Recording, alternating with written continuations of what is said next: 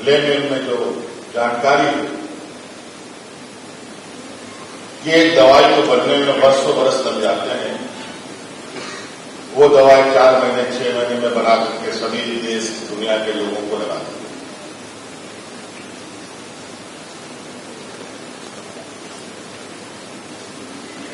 संयोग से इस वैश्विक महामारी में मुझे कोविड तो नहीं हुआ, लेकिन राज्य का मुखिया होने के नाते लोगों को प्रेरित, लोगों को जागरूक करने के लिए मुझे भी इंजेक्शन लगाना पड़ा। पहला, दूसरा, अगर तीसरा चौथा भी आए तो वो भी लगाना पड़ेगा। चलिए,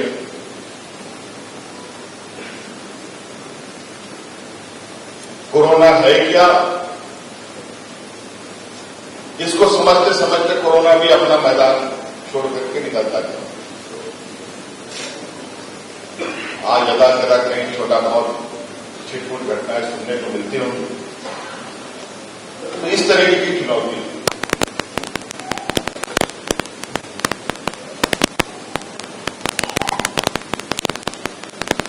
और स्वास्थ्य को लेकर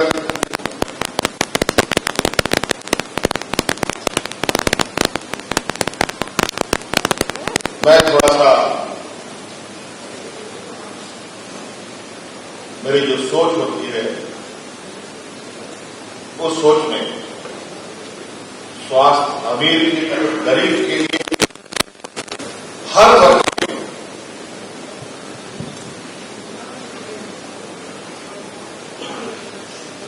समान और एक नजरिए से और एक तरीके से उसको उपलब्ध हो, इस सोच के साथ मेरा सोच चलता है कि हर व्यक्ति को एक जैसा स्वास्थ्य सुविधा उपलब्ध हो और वो स्वास्थ्य सुविधा बिल्कुल बेहतर है। ये नहीं गांव वालों के लिए कुछ, शहर वालों के लिए कुछ। हाँ, ये बात जरूर है, इसमें भी लोगों ने कैटेगराइज कर रखे हैं। जो प्राइवेट प्लेयर्स हैं, बड़े बड़े 5 स्टार अस्पताल बना करके लोगों को स्वास्थ्य सुविधा उपलब्ध करा रहे हैं, लोग वैसे भी पैसे देने के लिए तैयार हैं।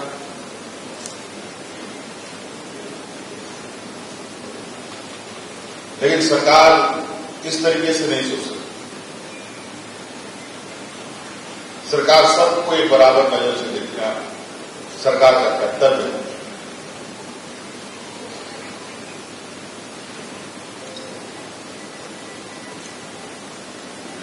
अभी हमारे इस राज्य के लिए चुनौतियां खत्म नहीं हुई और मुझे नहीं लगता है चुनौतियां कभी खत्म हो।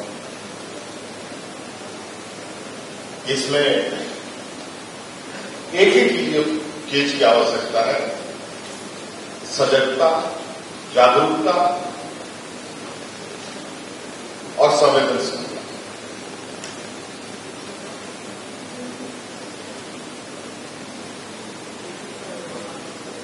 और इस बीच में इस पूरी व्यवस्था को चलाने वाली व्यवस्था वो किस तरीके से काम करे। एम्बुलेंस आज से नहीं चल रहा, ना जाने कितने एम्बुलेंस सड़कें खत्म भी हो गए।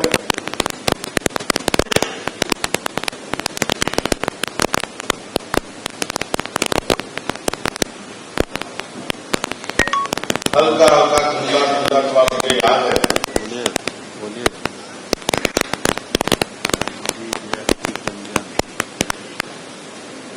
कि एम्स के बराबर के अस्पताल हमारे राज्य में भी बना, जिसको आज हम लोग निम्स के नाम से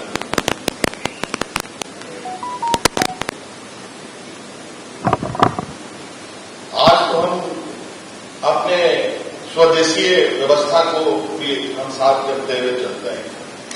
उस समय एम्स के अंदर मर्सिडीज वोल्वो जैसे बड़े बड़े बसेस के कार्य के एम्बुलेंस हुआ करते हैं।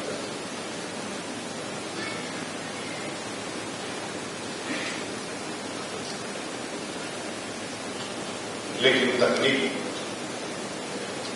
की जानकारी का अभाव न होने की वजह से वो सभी एम्बुलेंस सड़क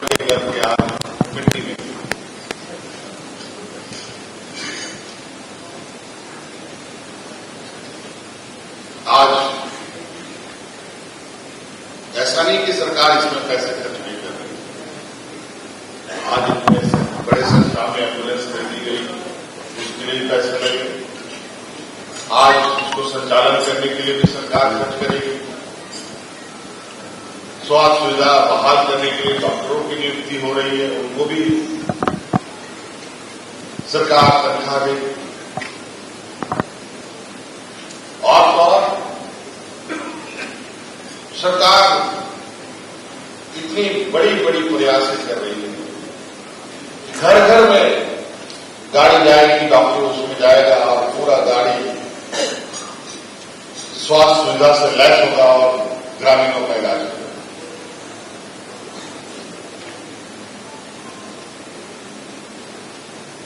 ये आज से नहीं, पहले काफी दिनों से चला रहा है, काफी वर्षों से चल रहा है।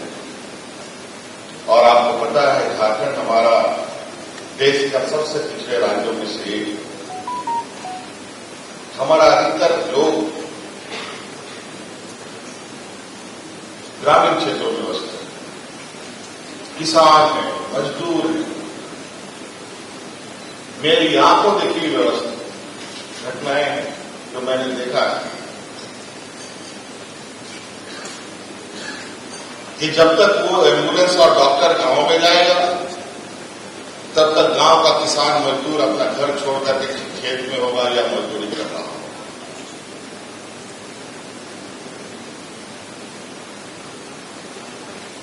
और जब तक मजदूर वापस अपना घर जाएगा, तब तक एम्बुलेंस स्टार्ट होकर के अपने गंतव्य स्थान पर जाके पार हो जाएगा।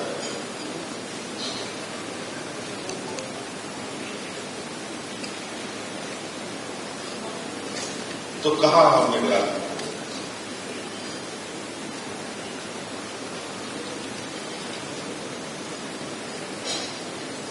हमें ये भी तय करना चाहिए कि गांव के लोगों को, जैसे आज हम फलाना तारीख को राशन देते हैं, तो इस तारीख को यहां पर ये एम्बुलेंस करें, ताकि लोग भी जो निहित वक्त है उसमें अपने बाकी कामों को पूर्ण कर या उसको स्थगित कर उस वाहन के इंतजार करें, तभी उस वाहन का उसको लाभ मिलेगा, उस स्वास्थ्य सुविधा का लाभ।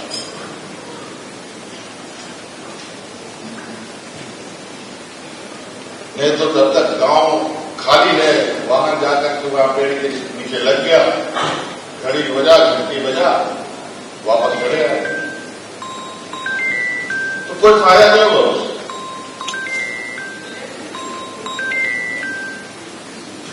मुझे लगता है कि जो संस्थाएं इस पे काम कर रही हैं, जो समूह आज इनका सही उपयोग करें, वो इस बात पर जरूर ध्यान देंगे कि हमारे ग्रामीणों के लिए जो आप सरकार के साथ हम साथ हुए हैं, इस बात को पूरे राज्य के गांव-गांव में ये बातें जानी चाहिए कि कौन गांव में किस दिन कितने बजे ये वाहन आएगा और इस वाहन के माध्यम से आपको फलाना स्वास्थ्य सुविधा उपलब्ध कराएगा।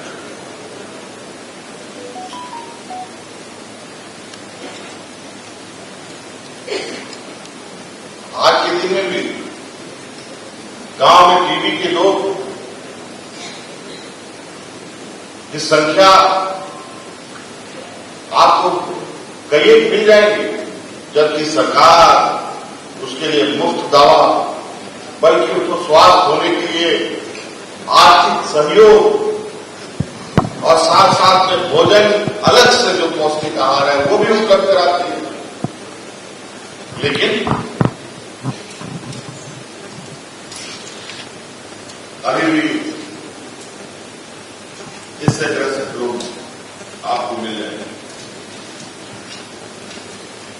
तो कहीं ना कहीं संवेदनशीलता का अभाव इन चीजों से पैदा होता है।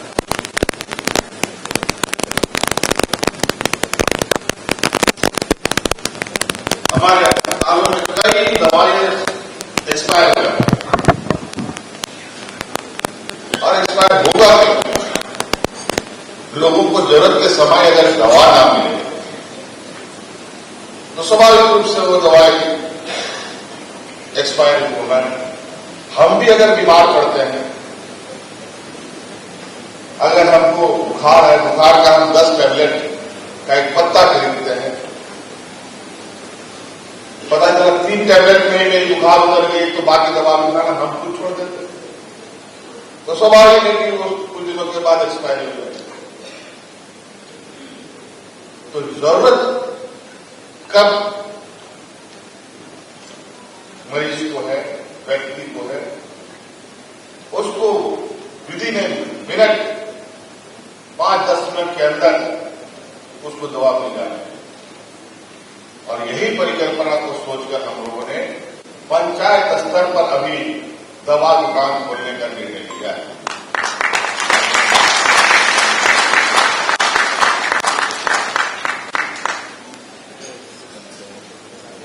और ये पंचायत नहीं, कल हम इसको गांव भी ले जाएंगे। अभी मैं पहला इस विषय पर सोचते सोचते मैंने पूछा,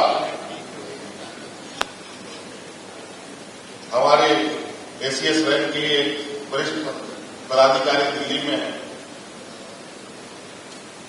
उनसे मैंने कुछ दिन पूछा कि ये दवा दुकान खोलने का कौन क्या तरीका है, जरा आपको बताइए। बोले फार्मासिस्ट होने की आवश्यकता है।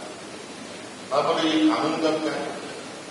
कानून तो पता नहीं कौन आदम जमाने का है, जब लोगों को दवा मिला करके इसका बोली उसका पानी मीठा खट्टा क्या है वो सब मिला करके देने वाला उस समय का ये कानून। जबकि आज हर चीज बीमारी से लेकर के दवा का मैन्युफैक्चरिंग से लेकर एक्सपायरी तक का और खाने का तरीका भी उसमें थोड़ा सा मेंशन रहता है, चाहे वो टैबलेट हो, कैप्सूल हो, इंजेक्शन हो, सब चीजें आज उस दवा के ऊपर ही खाना। आदमी को बस थोड़ा सा पढ़ा लिखा होना चाहिए, इंटर पास होना चाहिए, अंग्रेजी हिंदी की जानकारी होनी चाहिए। हमको तो लगता है कि अंग्रेजी और हिंदी दोनों में लिखा रहता है दवा। और आमूमन यहां जितने सभागार में लोग बैठे हैं, मंच के उधर मंच के इधर, सभी के घर में आज के दिन में इतना दवा का डब्बा पड़ा। क्या हम सब फार्मासिस्ट हैं क्या? फिर ये फार्मासिस्ट का बजड़ा क्यों लगा रखा है? तभी हमने कहा अब हम पंचायत करके दवा दुकान करेंगे और अपने ग्रेजुएट वर्गों को एक स्वरोजगार से जोड़ने का प्रयास किया।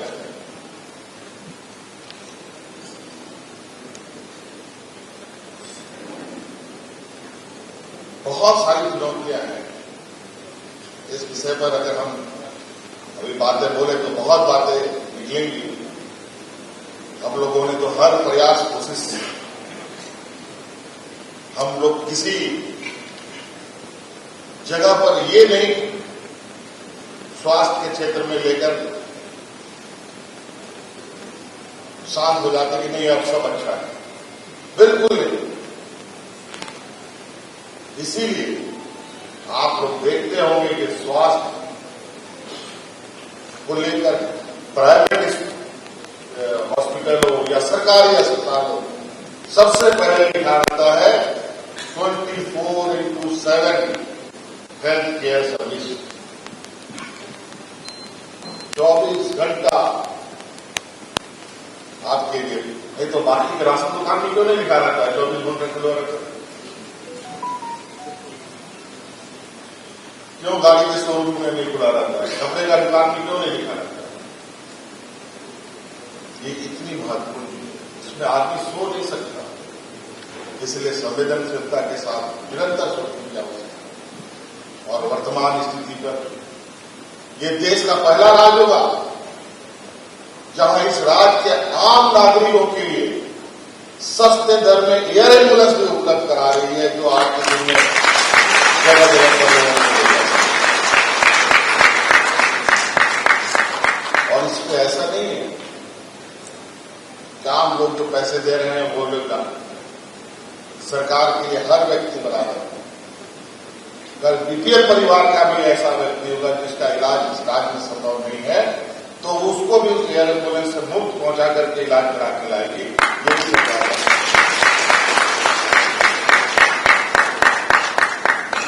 कई ऐसी चीजें हम लोग जोड़ रहे हैं।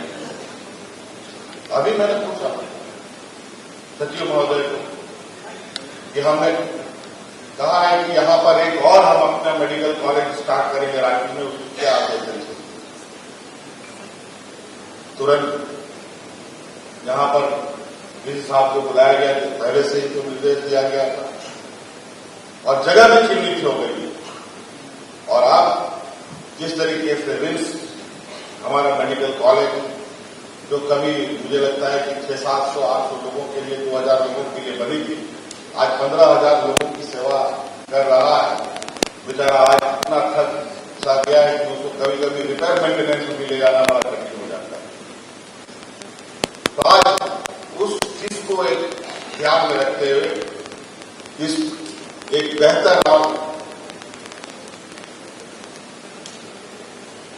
वर्तमान तकनीकी आवश्यकताओं के साथ लैस एक भव्य मेडिकल कॉलेज की स्थापना राज्य में बहुत जल्द हम लोग करेंगे, जहां वर्ल्ड क्लास स्वास्थ्य सुविधा को हम लोग उपलब्ध कराने का प्रयास करेंगे।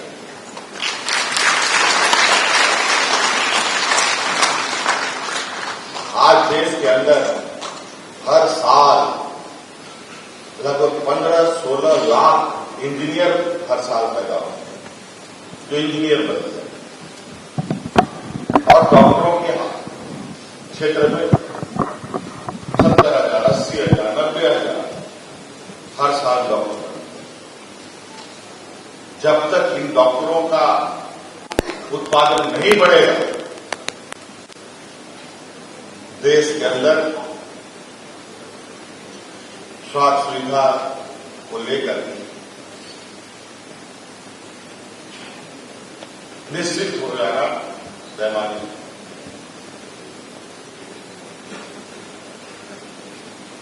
इसलिए हम लोगों ने प्रयास किया है। कुछ चीजें नीतिगत निर्णय भी कभी कभी ऐसे हो जाते हैं जो समय परिस्थिति को ध्यान में ना रखते हुए लिए जाते हैं, तो नुकसान भी भुगतना पड़ता है। हमारे केंद्र सरकार ने एक निर्णय लिया है कि हर जिले में मेडिकल कॉलेज होगा।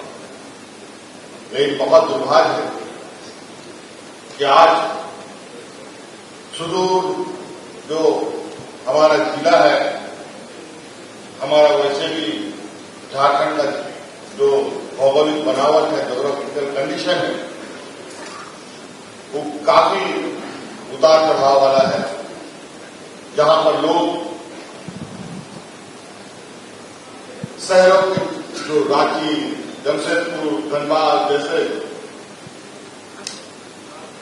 शहर वहां नहीं, वहां पर मेडिकल कॉलेज अगर हम खोलते हैं तो शायद वो मेडिकल कॉलेज राज्य सरकार को कभी नहीं चला पाएंगे, केंद्र सरकार हो सकता है चला ले, क्योंकि वहां हम फैकल्टी को पहुंचा नहीं सकते। जिस भी फैकल्टी को, किसी भी डॉक्टर को, किसी भी लेक्चरर प्रोफेसर को पहुंचाएंगे तो उसका भी बात करते हैं, उसका भी जीवन यापन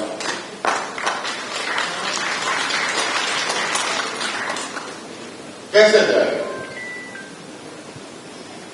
आज यही वजह है 15 साल पहले इस राज्य को मिला हुआ एम्स जो देवघर में अवस्थित है, वो आज ओपीडी से आगे नहीं बढ़ता।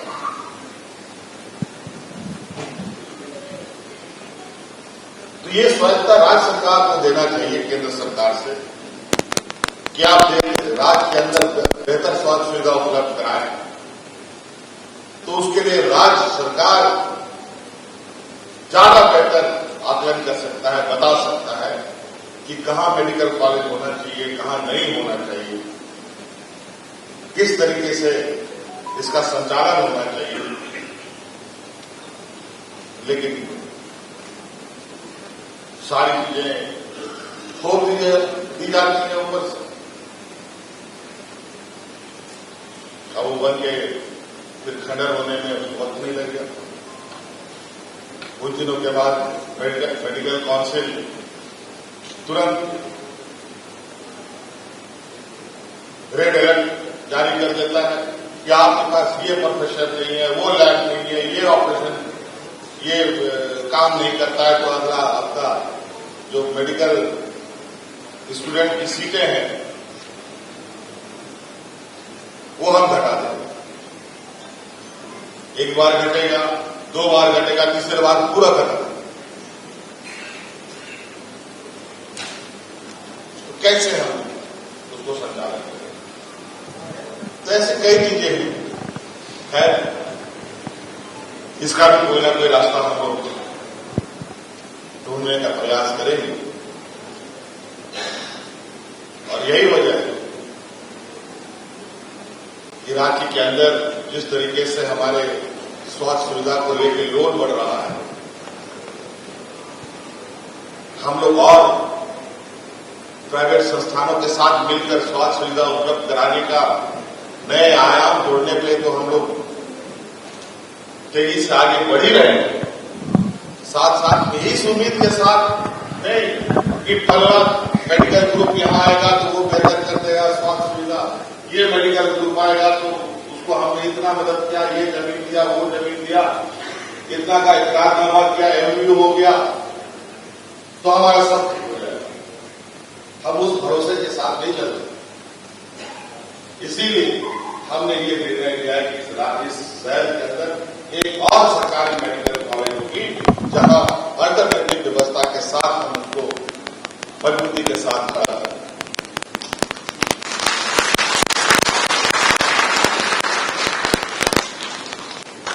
चलिए, बहुत बहुत शुभकामनाएं आप सब लोगों का। और जो नए नवनियुक्त डॉक्टर हैं उन सब लोगों को भी कि आप लोग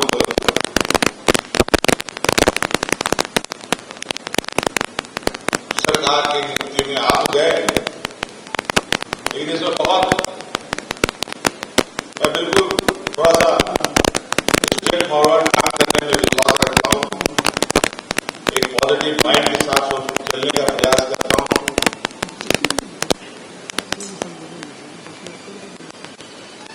लेकिन कभी कभी मुझे वर्षों से जो चीजें चली आ रही है, जो ट्रेन 110 की स्पीड में चल रही है, उसको रोकने में तो समय लगेगा। नहीं तो कुछ दिनों के बाद ट्रांसफर पोस्टिंग का एक नया लिस्ट खड़ा होने लगता है। सभी को एकदम शहरी इलाका, शहरी क्षेत्रों में काम करने का इच्छा होने लगती है। मैं मानता हूं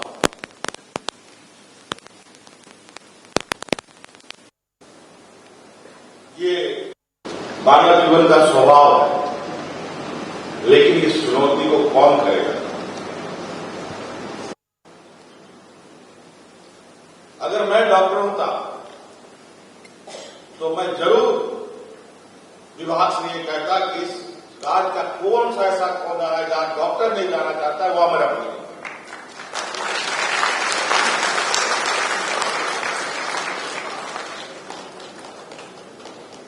आप गांव में लोगों को देखेंगे, तबियत खराब हो, बहुत पीड़ा हो,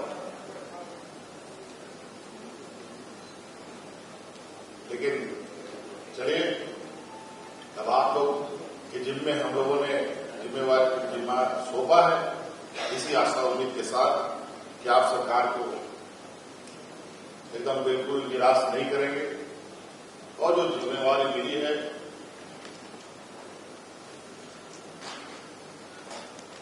हम तो ये भी आप लोगों को इतनी छूट देते हैं कि आप 100% मत कीजिए, कम से कम 50% भी कर दीजिए, उसमें भी इतना बड़ा बदलाव होगा जिसका आप अंदाजा नहीं लगा।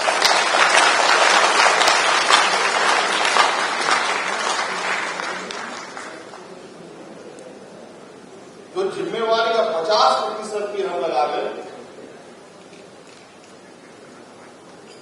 तो भी इतना मैसिव चेंजेस हमें देखने को मिलेगा क्या अंदाजा नहीं लगा। आज हमारे गांव इस राज्य का तो सबसे बड़ा कहीं कि सौभाग्य दुर्भाग्य कहेंगे कि यहाँ के लोग इतने सरल और सीधे हैं कि गाय भी उतना सरल सीधा नहीं हो।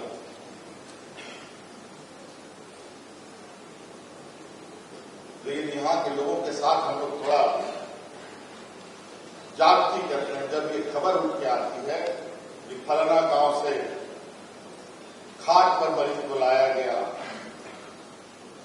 साइकिल पर मरीज को लाया गया, और सरकार कभी मोटरसाइकिल एम्बुलेंस बांट रही है, कभी बड़े बड़े एम्बुलेंस बांट रही है,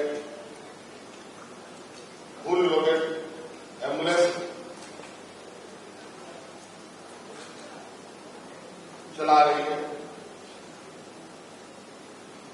मैं तो यहां तक कहता हूं, विभाग को यह भी कहता हूं कि आपको क्या चाहिए। आपको हवाई जहाज भी आपके पास है, आपको गांव में हेलीकॉप्टर उतारना है, हेलीकॉप्टर इलाज के माध्यम से इलाज करना है, तो वो भी सरकार करने के लिए तैयार है। बशर्ते कहीं ये चीजों को सिर्फ दिखावटी ये में हम लोग ना रखें।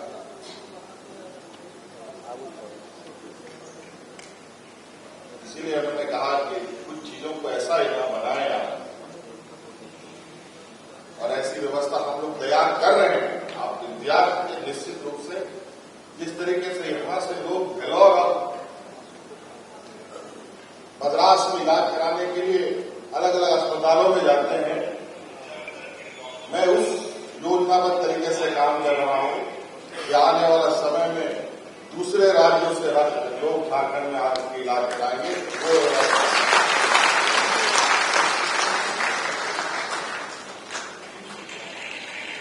थोड़ा सा इसमें हमें समय लग रहा है, लेकिन नामुमकिन है मैं नहीं।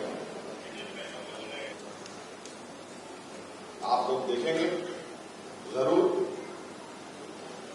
इसको हम लोगों ने किस तरीके से बनाया है कुछ योजना को, जहां हमारे आने वाली पीढ़ी एजुकेशन नर्स की बात करें। अभी मैं बड़ा आश्चर्य हुआ कि यहां पर लड़कियां खाली नर्स का कोर्स कर रही हैं। क्या लड़के नर्स नहीं बन सकते क्या? किसी को पता ही नहीं, कोई बंदिश नहीं है। लड़के भी नर्स बन सकते हैं, मेल नर्स का काम कर सकते हैं। आज के दिन में और सब अस्पतालों में देखेंगे कि लड़के भी आज के दिन में नर्सों का काम करें। और अधिकतर तो जो रेस्क्यू मेडिकल रेस्क्यू होता है उसमें मेल नर्स का ही काम आता है।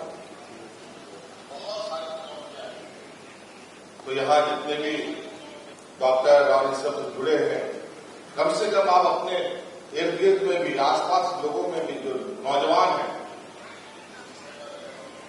कोई लड़का इस बात को नहीं जानता होगा कि लड़का भी नर्स पढ़ाई कर सकता है, और कोई बाध्यता नहीं है, लेकिन कभी फॉर्म भरते ही।